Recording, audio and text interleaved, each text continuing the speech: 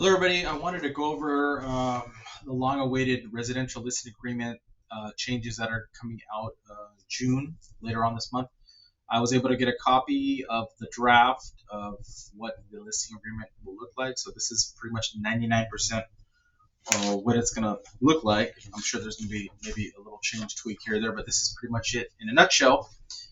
So some of the changes that I see, or actually I did a class on this, is I'm going to just briefly go through it. It's going to be like 5-10 minutes we'll take on this.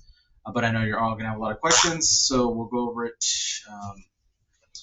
after. Just call me or send me a text message or email. But in any case, it looks like starting at the top to the bottom, according to my class, the maximum, they actually put a maximum on a listing agreement up to 24 months. I've never had it go past 6 or 7 months, but they're actually putting it out here. 24 months is the maximum listing time, which is, I think, more than enough time. But big changes, listing period, okay, that's the same, that's the same. Compensation. So starting right here in the C's, you see C1 4A, compensation to seller's broker, only seller's side of transaction. So it's already starting here, spelling out what is going to go to the listing agent here. And this is where the percentage is. Now below that, 4B, optional additional compensation, if any, to seller's broker to be offered to brokers. Now this is where you have that be real talk of, are you going to be willing to give any compensation, if so, to the buyers, even though it's not going to buyer's agent, or aka a selling agent, even though it's not going to be listed on the MLS. Looks like there's a checkbox right here, so there might be something opening up.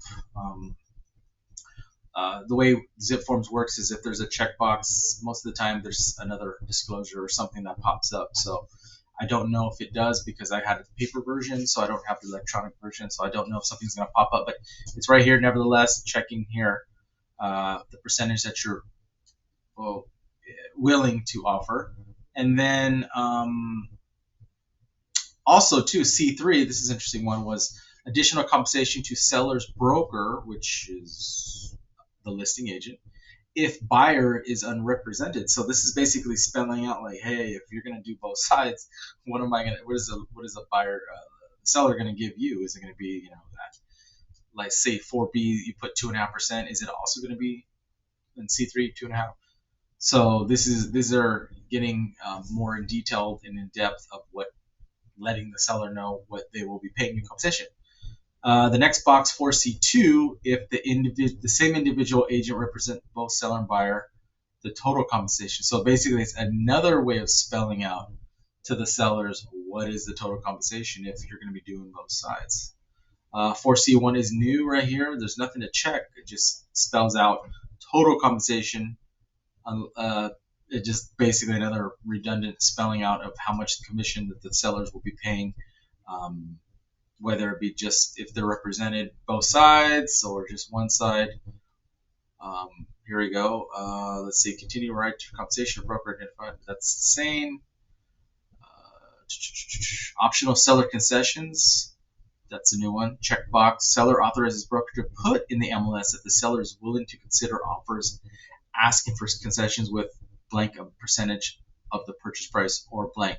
Now, I'm not sure yet. I have to take a few more classes on this, but is this something that where you can put in the notes that basically the seller is willing to pay some commission, but they're calling it concessions. So concessions, commissions could be the same thing. So I'm not too sure yet, but that kind of looks like what it is where you're letting everybody know that, hey, I'm willing to give a little if on this deal, right? Or it could be zero, right?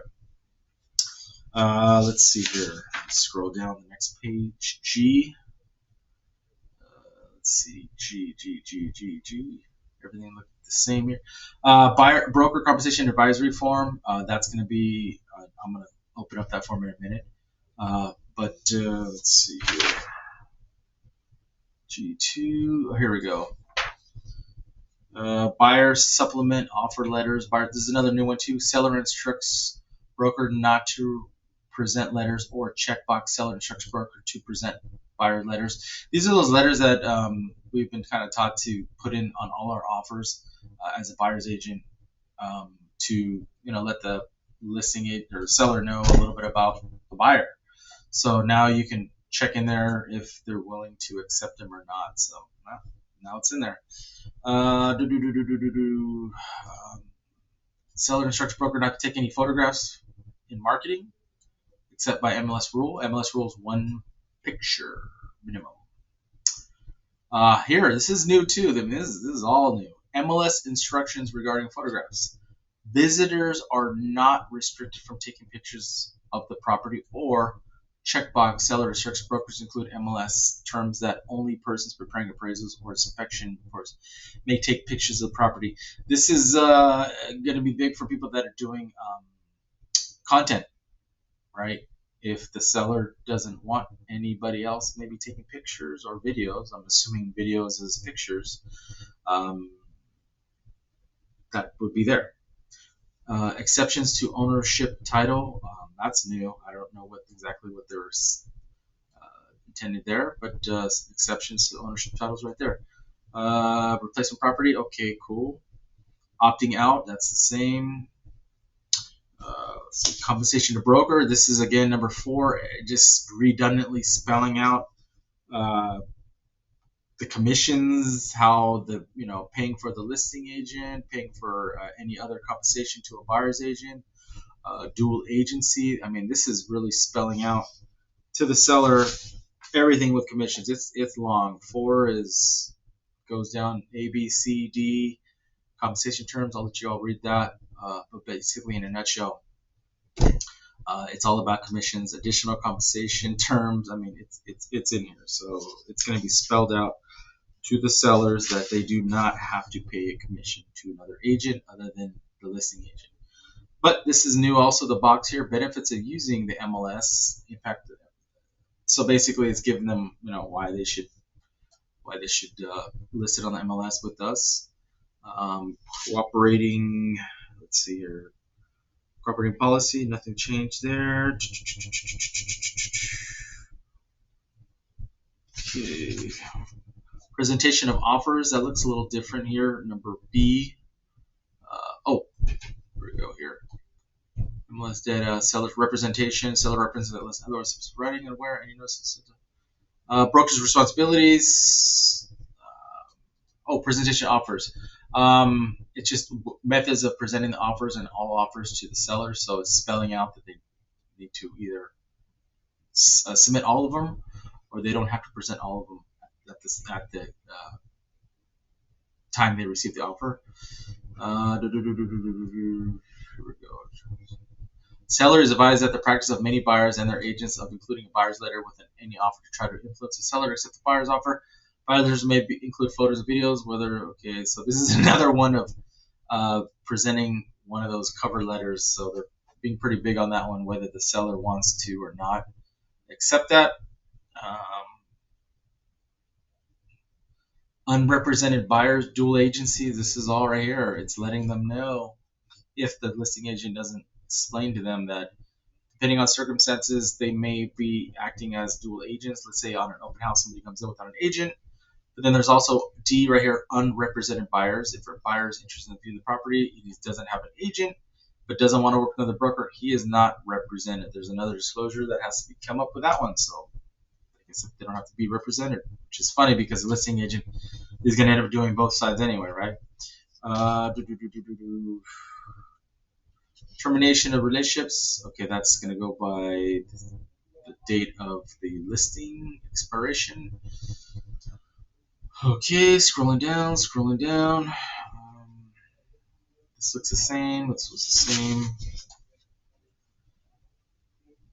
Okay, signatures. So this is another one where bottom line is these are all new disclosures, and as brokers, we are supposed to be signing all these listing agreements. So when you have a listing come up, send it over. I'll send it back via DocuSign, or if you have DocuSign or another way of me e-signing it, I will do that and get it back to you within a few hours. Every listing, just call me, send me an email. But I will be having to go through these with you because we could be audited now for sure, because they're cracking down on anything that has to do with the commissions. And with these new forms, everybody has to be on the same page. So please send me all your listing agreements so I can initial them, and or if there's any questions on the commissions, how you're going to explain it to the sellers, about commissions that basically paying you is not paying for anybody else, and or dual agency. If not to want to dual agent, maybe if there's a buyer that comes in maybe on one of your open houses. That's going to be another form that I don't have yet, but there's another form that is basically for people that are doing open houses and somebody comes in off the street. Do they have an agent?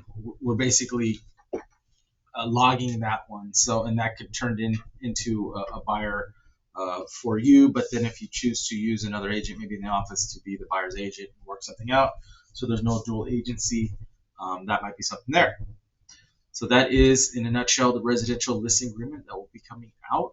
Please call me or email me with any questions, especially on having all your listings initialed and signed by me. All right. Talk to you later.